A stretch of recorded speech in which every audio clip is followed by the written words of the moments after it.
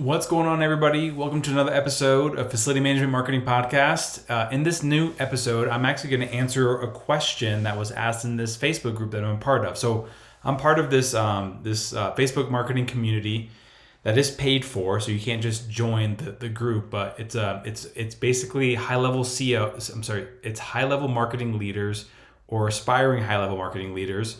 There's about 3,000 people in this group, and we literally all we do is geek out and talk about marketing, and that's about it. All right. So to me, it's like one of my favorite places to go. To others, it's like whatever. But someone in this group asked a question, and this is their second month of being a marketing director in their position, and they've been tasked to revamp their paid social strategy. And so he was kind of asking, like, what are some good industry benchmarks for engagement rate, cost per clicks, engagement, that sort of stuff? What does success generally look like? And so, unfortunately, not a lot of people answer this, but I took the time to write a very long answer. And so I'm going to kind of break down what I talk about and read. I'm not going to read verbatim, but kind of break down what I talk about. And if you're a person that is looking to revamp your paid social strategy and you're looking for like metrics and KPIs to start tracking, it's not that easy, but it's really that easy. Okay. So what I kind of said is I would build out a plan for like the first 1 to 2 quarters that essentially is built out an entire plan for paid acquisition. All right. So just kind of map it out, what it's going to look like. This is the channels that we're going to be going into. This is the budget that we'll be spending. This is kind of what we're going to be putting together, these types of ads. And this is going to be kind of what the goal is. We're going to try to get this many leads per month and just kind of map it out. Okay. Just kind of like a very high level plan. And what I'm going to say here is, and it's not always true, but don't worry so much about the vanity metrics. So what I mean by here is like, don't worry so much about like, what's the cost per click and what's the cost per impressions and all this other stuff. Like, those numbers do matter. Like, you have to evaluate them, be like, okay, these ads are doing well, they're performing well, et cetera, et cetera. But those are going to help you kind of like give direction on the ad, but it's not the end result of the success of the ad.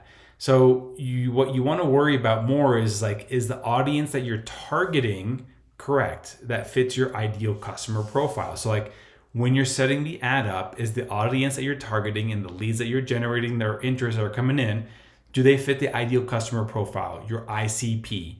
If they do that, then you're like, okay, cool, I'm onto something. This is working. Okay, so targeting is one of the biggest keys to making an ad successful in almost any social channel, whether it's on Facebook, on LinkedIn, on Google, on Twitter, does not matter. Okay.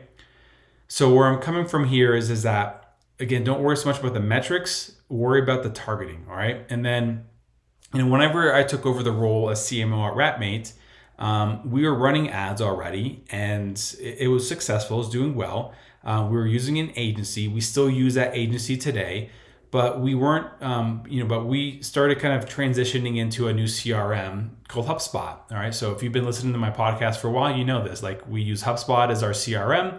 We use multiple hubs that they offer, like their sales hub, their marketing hub, and I think their service hub, I believe. And so anyway, we were transitioning over to this new platform, and so I needed to capture data. And I needed to kind of like, okay, I'm going to let them kind of do this. I'm going to, continue to optimize these ads and have them do this, this, and this, and make sure we're doing this. We're generating X amount of leads. And I'm just going to let it kind of do its thing. And then I'm going to kind of see how our sales team is converting. I'm going to see how, how we're, are we getting more closes, et cetera, et cetera, et cetera. So anyways, at the time, our CEO and our entire team were like, super stoked that we were getting $2 and $3 leads. I'm not knocking that. $2 and $3 leads, like, anybody would be like, that's amazing. And we were generating anywhere from 3,000 to 5,000 leads per month. Even some months we got over 6,000 leads. And so the thing is that I would rather be okay paying $10, $12, $15, $20 per lead for a higher quality lead. Okay. And yes, I know you're like, well, you could be finding those in the $2 or $3 ones. Like, yes, but then our sales team has to sift through all those leads. okay? And sometimes they don't really call the leads that they think are going to be like, well, this one is not that this one doesn't have like the key indicators that's going to make, possibly convert. So I'm not going to put as much time and effort into this particular lead, but this one has those indicators, even though there's no studies or any research or data that shows that those will convert at a higher rate. Okay, so just kind of understand this. Okay, so with that, I started to do a little bit more of evaluation of the data, and basically I started coming down to the conclusion that from the two channels that we were mainly marketing in, which was Facebook and Google, I started seeing a higher quality lead on Facebook, okay, that was fitting our ICP, our ideal customer profile. So we were getting leads on Facebook that were a little bit more expensive. However, that customer was costing us less. It was a higher quality lead. These were more commercial-based leads. That was very helpful as well too. And they were converting higher. I'm like, interesting. So not only was it cheaper to get that customer, and not only was it better to convert these leads, and not only were they more along with our ideal customer profile, but it was like, our team was spending more time with these ideal contacts. And so on top of all that, I was paying probably about 50% less for these customers on Facebook. I already kind of mentioned that. And so, what was going on is that we were spending roughly 70% of our ad spend on Google and then 30% of our ad spend on Facebook. That was kind of the balance between the two, the split. And so when I found all this data, after I kind of started digging through it, I was like, you know what? We're going to flip the script. And so in 3 months, we flipped it 100%. So now it's currently sitting at 75% Facebook and 25% Google. This did not happen overnight, okay? This was like a strategic way of like, okay, guys, we're going to start getting less leads for a little bit, and we're going to start getting more higher quality leads, so we can't complain now. And we're going to be making this switch, and don't say anything, and don't come to me saying, hey, I don't have enough leads, and sales team, keep doing your thing. That's what we were doing for 3 months. And I heard everything, okay? And it was painful to a degree, all right? But where I'm coming from is that like I did 4 months, 5 months worth of data capturing, analysis of the data, and be like, okay, we're going to flip this. This is what we're going to do. We're going to go in this direction. And as we did this, my CEO was like pretty nervous. He's like, Javier, we went from $2 and $3 leads to now paying $20 a lead. I'm like, I know, but these are the things that happen. This is what's going on. These are going to start going down, but we can't keep making all this other stuff. We have to let the system play out. And the system played out, and guess what? Now we're starting to get more leads on a daily basis than we were whenever we were getting crappier leads. These are more in line with our ICP, our ideal customer profile. The past 3 months have been record months for our company as far as closed accounts. And we're on pace to have a record month again this month as well too. And this is, what is it? It's going to be November 11th tomorrow, right? It's going to be Veterans Day. Anyways, so we made that transition. And so where I'm coming from here is that we then started using different metrics to track the success of these campaigns. No longer were we looking at like the cost per lead. We were looking at what's called ROAS, our return on ad spend. So I'm not saying that the cost per lead doesn't matter. I'm not implying that. But that was kind of like one of those things like, well, this month the leads cost us $3.32, we got to get that below $3. And then when we started realizing like, oh man, these aren't really good leads, like maybe we want to spend $6 and $7 for these leads instead. And that's kind of where we're at. We're probably spending roughly $6 or $7 a lead, maybe less actually. I think it's closer to $5 a lead because we've gotten it to where it's panned out more. But what I'm saying is that then we started tracking metrics that actually was tied to revenue. Okay, so get this. So we started tracking ROAS more. So this is when I started doing all this stuff. I'm like, okay, I'm going to do a high level traction of ROAS, and then I started tracking it correctly. Not that I was doing it incorrectly before, but it was like, okay, I see what the deals amounts are. These are going through here. This is what's going on here. This is what's happening. We're going to start using this as our ROAS metric. And so we started tracking ROAS on a regular basis, and that became our main driver of success for campaigns. So we would be having like, say, 3 or 4 campaigns on Google and like 3 or 4 campaigns on Facebook. They're all kind of different campaigns. and we would start measuring and we do this right now as we speak, the success of these different campaigns and which one was delivering us a higher return on ad spend. And this was, not to say that our cost per leads wasn't important. I already said that, but it was the performance of a campaign delivering higher quality leads that was converting to customers. And so I'm okay paying $10 for a customer if that delivers a high quality lead. Okay. I'm okay paying $10 for leads if that delivers a higher quality lead that can lead into a customer. Okay. So we currently at the moment, we have some campaigns that have like a 16-to-1 ROAS. So like a 16 ROAS means is that it's giving me, for every dollar that I'm spending to get that customer, okay, it's returning me $16 back. Okay. Does that make sense? So we didn't spend $1. We spent like several $1,000, but you can tell that like if I spend $1,000, okay, on a certain campaign, we got $16,000 back in our ad spend. Pretty crazy, right? Pretty crazy. So this is why you don't want to start off with like, give me a benchmark. It's really hard because your market and your industry and your target audience and your ICP is different from mine. And so if I say, well, the benchmark is this, like, and if you don't hit those numbers, then are you a failure, or are you just benchmarking against something that's not ideal to who you are and represents your brand and your business or your industry or anything? So for facilities and property management, your companies, it's going to be a little different. Like, are your leads going to cost more? Possibly. I don't know. I mean, I can tell you right now, like for us, like our average transaction is like $2,500.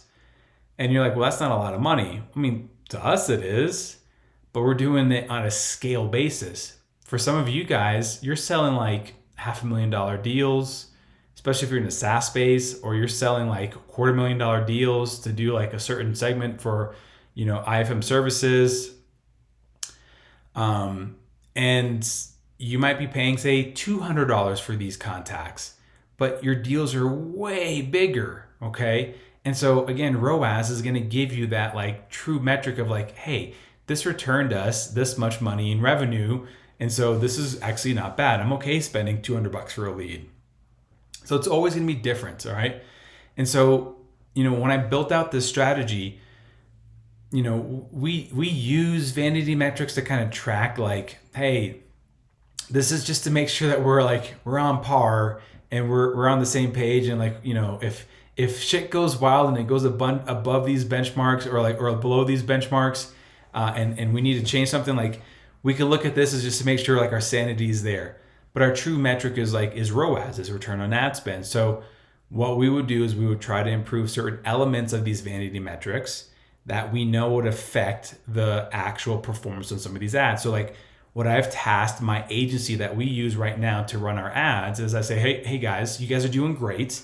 These are the campaigns that are doing very well. This is the data. I'm really impressed so far. Now I want us to find ways to optimize these two campaigns and how we can drive the price down even more for each lead. All right, so we're paying roughly $5 a lead. Can we now drive the price down to $4 a lead? And so, I'm saying this, and I'm not saying that like the cost per lead is more important. I'm not implying that. We found out that we were paying $20 per lead and we got it down to 15, got it down to 20, got it down to 7, got it down to 5. And now we're sitting at like around 5 or 6, all right, per lead. So that shows me that this transition has worked, but now like how far can we drive this down? And then now how can we add more fuel to this? And it's not just like a dollar amount. How can we optimize this? How can we get better in our targeting? How can we improve in these areas? Like, how can we optimize the campaign? And then that becomes different. So like there's different scales to this. And so where I'm coming from is that that's what I would do if I was tasked to revamp a paid social strategy. Is I would just say like, all right, for 1 or 2 quarters, we're going to build our own baseline. And this is exactly what I did as a CMO at Ratmate. Is for the first quarter and a half is I basically said, okay, guys, we're going to track these data points, but this is not what's going to mean success. All right. But this is going to help us know where we're at. And we're just going to try to create benchmarks so that the next quarter we have numbers to work off of. And that's it. And so that's what you need to do because your business is different. It's shaped around you. Okay. So that's what I would do. If you guys agree with that, great. If you don't agree with it, that's fine. But that's my strategy and it's worked so far. And it's been successful because we're making a shit ton more money and we're getting more customers with this new strategy and this new approach. And I'll say this too, it ties me closer to revenue. And you as a marketing leader need to be tied as close as possible to revenue because that is how you're going to be considered successful. Not how many leads you generate, it's how many leads you generate that converted to business that turn into like this much money, okay? Like we've landed some big accounts. You know what? Marketing had to play in that, okay? So our marketing team was able to to bring those big accounts into our world, and then our our sales team was then able to close those big accounts. And that's it, okay? So pretty straightforward how I would approach it. And love to see what your thoughts are. So if you have any comments on this, you can do one of three things. You could connect with me on LinkedIn and you can share your thoughts about this. And I'd love to kind of see what you think. And just, if you have a different approach, I'd love to kind of hear that as well too. Or if you have other questions, you can find me on LinkedIn at linkedin.com/in/Javier Lozano Jr. You could share your thoughts with other people, see what they think. Maybe share this podcast episode, send them an SMS or send them a DM and say, hey, saw this podcast episode. They talk about how to revamp paid social and I want to see what your take is on this and see what they think. And then the last thing is, if you can do one more thing for me is give us a 5-star review on either Spotify or Apple Podcasts. That would be great. So once again, I'm Javier with Facility Management Marketing Podcast. Hope you have a wonderful day and I'll talk to everybody later.